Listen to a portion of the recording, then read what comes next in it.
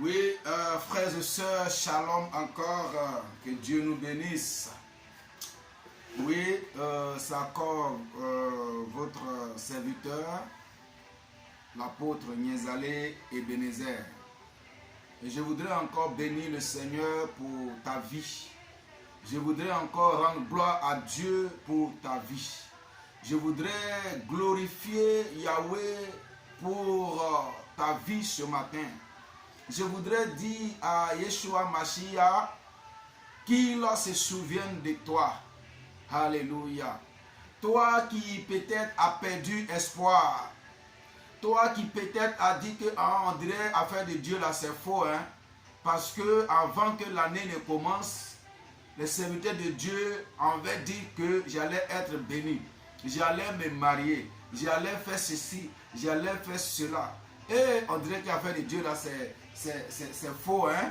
On dirait que je me suis trompé. Hein? Si je savais, j'allais rester dans mes fétiches. Si je savais, j'allais rester dans mes gris-gris. Si je savais, j'allais rester dans le Dieu de ma famille. Si je savais, je n'allais pas couper les liens de famille. Si je savais, là-bas au moins, si j'avais quelque chose.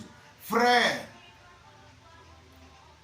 la parole de Dieu déclare que la fin de toute chose vaut mieux que son commencement. La fin de toute chose vaut mieux que son commencement. Le serviteur de Dieu, David, avait compris cela. David avait compris cela fort longtemps. La fin de toute chose vaut mieux que son commencement, frère. Tu as peut-être commencé cette année avec tiédeur, avec défaveur, avec des pleurs, avec des graissements de dents, avec une souffrance. Et tu as comme l'impression que cette souffrance ne va pas à sa fin. Laisse-moi te dire ce matin, frère. Laisse-moi te dire ce matin, sœur, que la fin de toute chose vaut mieux que son commencement. Dieu n'a pas besoin de prendre des années pour bénir quelqu'un. Un seul jour suffit pour que Dieu essuie toute l'âme de ton cœur, de ton corps et de tes yeux. Un seul jour suffit. Frère, la parole de Dieu déclare que le peuple d'Israël a fait 400 ans en Égypte dans la pleure, dans la souffrance, dans la lamentation. Ce peuple-là souffrait tellement. Mais il a eu un seul jour où Dieu s'est choisi une personne du nom de Moïse pour enlever ce peuple-là dans la souffrance. Il a enlevé ce peuple-là dans la souffrance, dans le triomphe. La parole de Dieu déclare que le peuple travaillait, il travaillait mais il n'avait pas de salaire. Tout ce qu'ils avaient c'était le pain. Ils mangeaient, c'est tout. Mais l'argent, la paix, la tranquillité, le partage, la joie, la liberté, il n'avait pas cela, frère. Il n'avait pas cela. Mais il a fallu un seul jour. Attends, la scène qu'ils ont dit, mais attends, mais le Dieu de nos pères, Abraham, nous a-t-il abandonné? Vous voyez ce que Jacob va faire? Jacob va dire que mon père a dit que son père lui a dit que nous allons aller dans un pays où coule le lait et le miel. C'est vrai, pour le moment nous sommes en Égypte. Il est l'heure que je meurs. Je vais mourir en Égypte ici. Mais le jour que Dieu se souvient de son alliance avec Abraham, nos pères, pardonnez, même si on m'a enterré ici, déterrez-moi et amenez-moi là-bas. Alléluia. Comme son fils vivait et que son fils avait l'argent du nom de Joseph, le jour qu'il est mort, on s'est allé l'enterrer en Canaan. Malgré qu'il n'était pas allé là-bas, mais ils sont allés l'enterrer là-bas. Parce que son père avait acheté un terrain. Et c'est sur ce terrain qu'ils l'ont enterré. Mais son fils encore, Joseph va dire ceci. Le jour que je meurs, mon reste, c'est-à-dire mes os là, allez-y enterrer ça sur la terre promise. Où coule l'or, où coule le miel et le lait. Vous voyez? Et parce que le peuple de Dieu savait qu'il pleut, qu'il neige, ils seront délivrés, ils seront libérés, ils seront bénis. Et ce que Dieu a dit, il va le faire. Ils avaient confiance à ce Dieu-là qui ne se répand jamais sur sa parole. Ce qu'il a dit hier, il va le faire, quel que soit le temps que ça va prendre. Si quelqu'un t'a dit de la bouche de son serviteur, Si un homme de Dieu t'a dit de la part de Dieu que tu seras béni, que tu vas voyager, que tu seras ce que ton cœur veut, tu vas te marier et toutes ces choses-là, ce n'est pas fortuit. Il ne t'a pas dit ça en vain. Ça va arriver certainement dans ta vie. Juste c'est le temps qu'il faut, parce que Dieu nous prépare à une bénédiction certaine. Dieu nous prépare à une bénédiction certaine. Même vous avez, quand Dieu a pris le peuple d'Israël, il les a tous pris de l'Égypte pour les envoyer en Israël. Quand ils étaient dans le désert, ce peuple-là n'était pas préparé au fait. Vous voyez des morts qu'il y a eu dans le désert. Jusqu'à c'est les petits-enfants qui sont rentrés en Israël. C'est les petits-enfants. La Bible dit que 19 ans et moins. À partir de 19 ans et moins, tous les vieux sont restés dans le désert. Ils sont tous morts là-bas, on les a tous rentrés. Ils n'étaient pas préparés à la gloire, ils n'étaient pas préparés à la grâce. Dieu avait préparé, dans le silence, Dieu préparait les petits-enfants pour les envoyer là-bas. Donc peut-être que tu es en étape de la préparation. Dieu est en train de te préparer. Dieu est en train de te préparer, frère. Dieu est en train de te préparer, sœur. Ne dis pas que c'est fini pour toi. Je suis venu te dire de la part de Dieu que rien n'est encore fini pour toi. Pour toi, tout est encore possible. Dieu peut encore ouvrir les écluses des cieux et déverser sa grâce et sa bénédiction sur toi en cette fin d'année. Car la parole de Dieu me dit que la fin de toute chose vaut mieux que son commencement. Certes, tu as pleuré au début. Certes, tes parents sont morts au début. Certes, la bénédiction que tu voyais au début t'a échappé. Mais rien n'est encore fini. C'est la fin qui compte. Ce n'est pas le départ. Ce n'est ni le milieu. Voilà pourquoi il dit il est l'alpha et l'oméga. Il est le début et la fin de toutes choses. Il est à la fin. Si le début t'a échappé, il t'attend à la fin. Nous sommes à un mois et quelques semaines de la fin de l'année 2022. Dieu m'envoie te dire ce matin qu'il n'a pas oublié ta prière. Dieu m'envoie te dire ce matin qu'il n'a pas oublié tes pleurs. Dieu m'envoie te dire ce matin que ce que tu lui avais dit, que ce que tu lui as demandé, il va te ramener cela. Tes grâces et tes bénédictions, tout ce que tu as demandé, la délivrance, tu as demandé une vie de prière, tu as demandé à être connecté avec le Seigneur, tu as demandé une intimité avec Dieu. Il me dit de te dire que c'est maintenant qu'il arrive vers toi. Parce que ce n'est pas encore fini. La Bible déclare, regardez, quand Jésus était dans le désert en train de prêcher la parole de Dieu, alléluia, quand il était dans le désert en train de prêcher la parole de Dieu, quand il a fini de prêcher, il y avait du monde. Attends, ce qu'il a dit, donnez-les à manger. Ils ont dit, non, on n'a rien ici. On n'a rien à leur donner.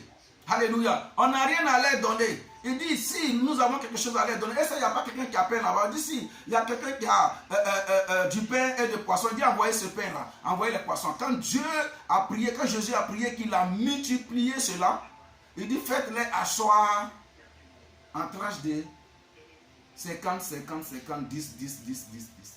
Frère, la Bible dit qu'ils étaient 5000. Vous voyez, des 5000 personnes qui sont assises, 50, 50, bien 10, 10, 10. Ils ont commencé à partager. Ceux qui étaient auprès, devant Jésus, ils ont eu rapidement. Mais c'est pas parce qu'ils ont eu rapidement que ceux qui sont derniers là ne vont pas avoir. Hein?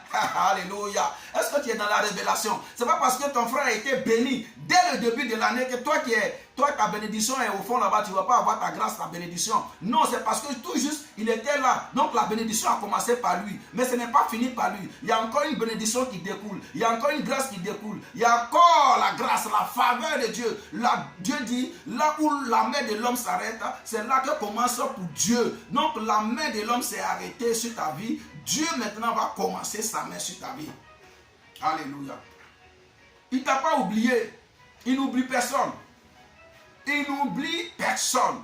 C'est pourquoi le serviteur de Dieu, David, pouvait dire, dans le livre des Psaumes 115, à partir du verset 7, il va dire quelque chose à Dieu. Parce que David savait que tant qu'il vit, tant que lui, David, il vit, sa grâce et sa bénédiction allaient venir. Tant que lui, David, il vit, sa grâce, sa délivrance, sa paix allait toujours venir, allait toujours être là. Regarde ce qu'il va dire. Il dit, ce ne sont pas les morts qui te célèbrent, l'Éternel. Ce n'est aucun de ceux qui descendent dans les lieux silence, dans le lieu de silence. David disait que Ce ne sont pas les morts qui te célèbrent.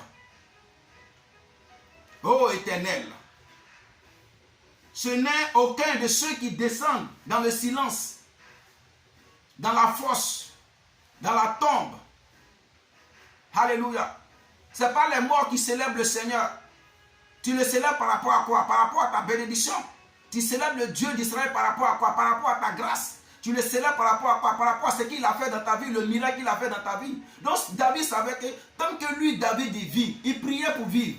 David priait pour avoir la vie. David priait pour ne pas tomber malade. David priait pour, même s'il est tombé malade, qu'il guérisse vite. David priait pour ne pas que la mort frappe à sa porte. C'est ça qui était la prière de David. C'est ça que bénédiction il allait avoir. Voilà pourquoi il a dit, ce n'est pas les morts qui vont célébrer l'Éternel. Ce n'est pas ceux qui descendent dans la fosse. La fosse, c'est la tombe. Le silence, c'est quoi? Ceux qui descendent dans le silence, c'est la tombe. Ce n'est pas ceux qui descendent là-bas qui vont te célébrer. Maintiens-moi en vie. Maintiens-moi en vie, Seigneur. Maintiens-moi en vie. Si je suis en vie, je vais te célébrer. Si je suis en vie, qu'il pleuve, qu'il neige, je vais voir ma grâce, je vais voir la bénédiction, je vais voir la faveur. Je vais expérimenter ce qu'on appelle le miracle de Jésus-Christ de Nazareth. C'est ce qui était la prière de David.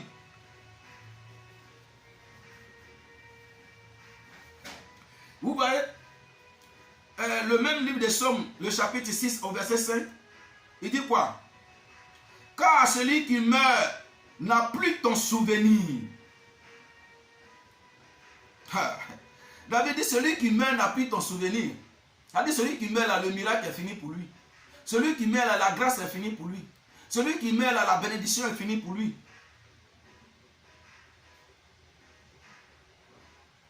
Il dit encore, qui te louera dans le séjour des morts? Qui va te louer là-bas? Personne. C'est fini. Le monsieur, il est couché là, c'est fini. Il n'a plus de souvenirs, il n'a plus de grâce, il n'a plus de faveur, rien. Tout ce qu'il a, ce sont ces jours qu'il a fait sur la terre qui parleront devant le Seigneur. S'il a fait du bien, il aura dans le séjour, dans le sein d'Abraham pour attendre le jugement dernier. Ou s'il a fait le mal, il sera dans le séjour des morts pour attendre le jugement dernier. Alléluia. Mais David dit, mettez-moi en vie. Moi, je vais vivre. Non, frère, pour ce que tu dois prier en cette fin d'année, c'est la vie.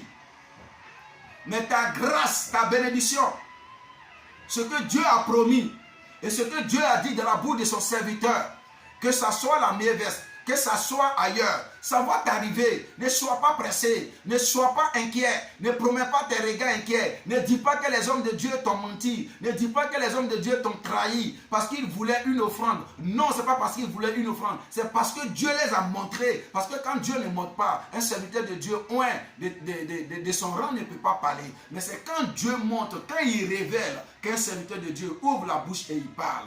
Frères et sœurs, la fin de toutes choses vaut mieux que son commencement. C'est pourquoi je prie pour toi, à cette fin d'année, que la mort ne soit pas ton partage. C'est pourquoi je prie pour toi, à cette fin d'année, que tout ce que l'ennemi a comploté contre toi soit lui-même son propre piège. Au nom puissant de Jésus-Christ de Nazareth. C'est pourquoi je prie pour toi comme David. C'est pas le séjour des morts, ou bien c'est pas quand tu seras au séjour des morts que tu vas célébrer le Seigneur. Le Seigneur veut que tu le célèbres. Le Seigneur veut que tu vois les miracles qu'il a promis faire pour toi. C'est pourquoi je dis que la mort ne soit pas ton partage. Ta famille vive en paix.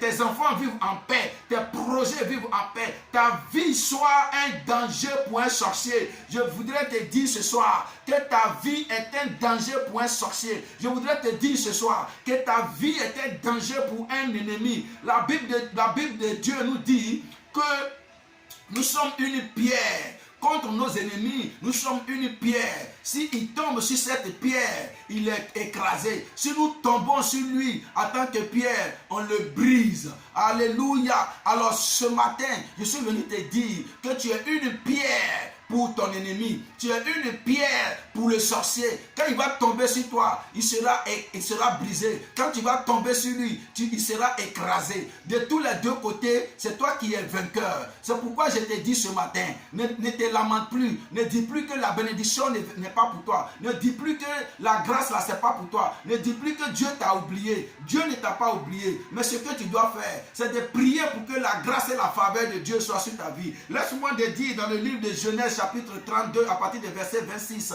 Il y a un homme qui a lutté avec Dieu. Il y a un homme qui a lutté avec l'ange. Il s'appelle Jacob. Jacob était en fuite. Jacob fuyait son grand frère. Jacob fuyait son grand frère. Jacob fuyait son grand frère. Il était en fuite. Il partait chez son oncle Nama. Alléluia. Mais voilà que Jacob étant fatigué, il va se coucher. Frère, peut-être que tu es fatigué. C'est là que tu penses que tu n'as plus rien vu. Or, c'est quand Jacob était fatigué qu'il était couché que l'ange de Dieu est venu vers lui. La Bible déclare que toute la nuit il s'est battu avec l'ange.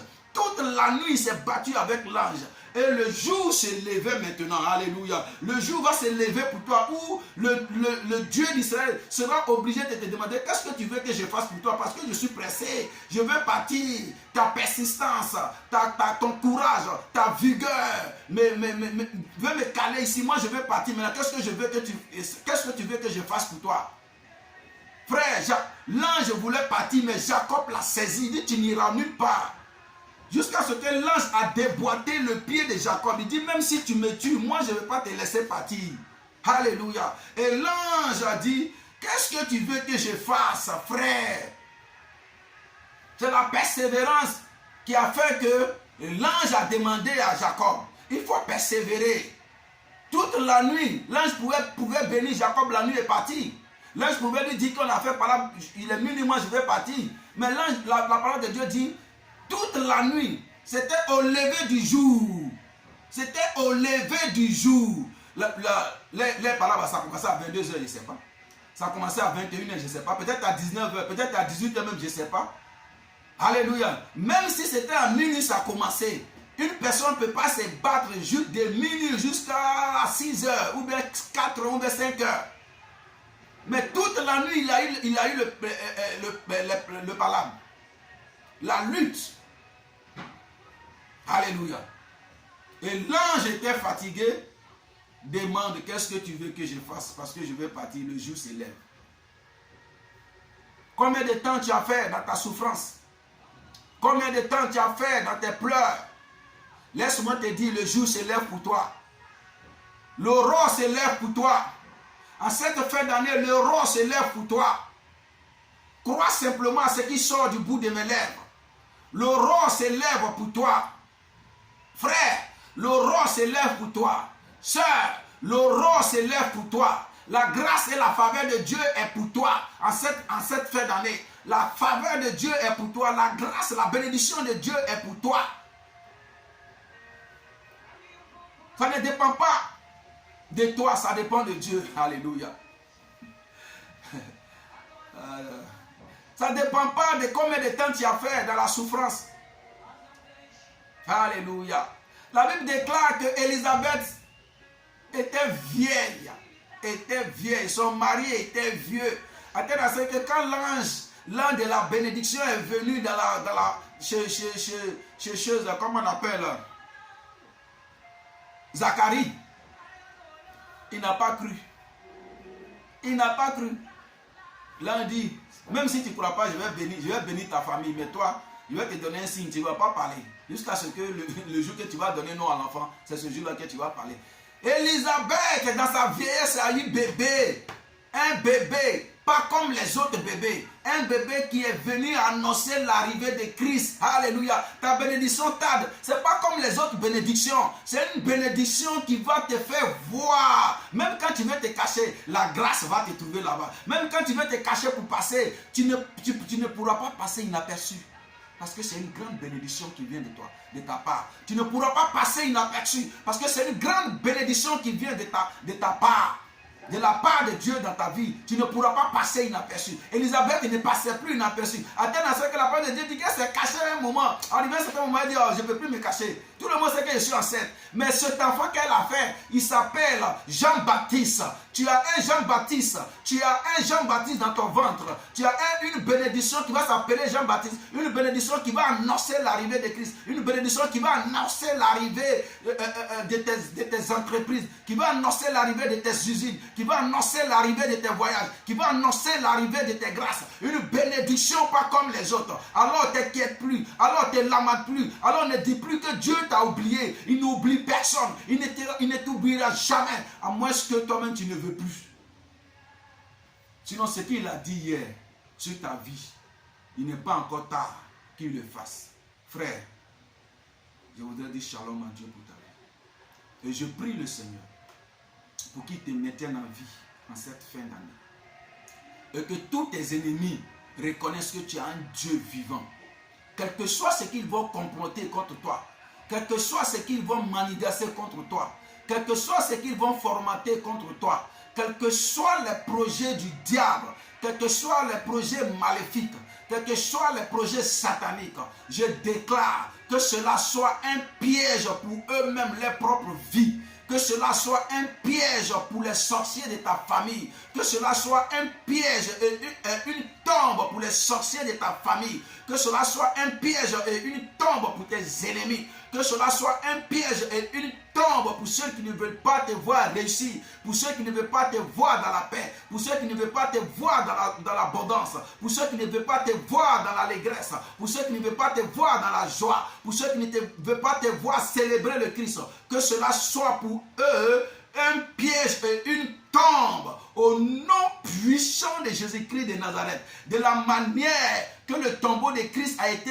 vidé en Israël. Je prie ce soir que là où ils ont écrit ton nom sur les cahiers où ils doivent tuer les corps, ou les cahiers où ils doivent tuer les morts, où ils doivent tuer des personnes en cette fête d'année, de la manière que le tombeau de Christ a été vidé, je vide cette partie-là où ils ont écrit ton nom. Ils vont venir, ne trouveront plus ton nom en cette fête d'année au nom de Jésus-Christ de Nazareth. Parce que le sang du Christ est passé par là. Parce que la puissance de la croix est passée par là. Parce que la puissance de la résurrection est passée par là. Parce que la puissance de Christ est passée par là. Alors où ils ont écrit ton nom, ton nom ne figure plus dans les marmites, dans les forêts sacrées, dans les bois sacrés, dans les canaries sacrés, là où ils t'ont mis ton image, je prie que le sang de Jésus-Christ de Nazareth passe là et efface tout dans le nom puissant de Jésus et qu'ils ne te verront plus jamais. Quand ils vont venir revoir le canari, quand ils vont venir revoir les bois sacrés, les forêts sacrées, dans les tombes où ils ont écrit ton nom, que ce soit eux-mêmes qui soient engloutis au nom puissant de Jésus, que ces malédictions et ce qu'ils ont voulu faire contre toi en cette fête d'année, que cela soit les partages eux-mêmes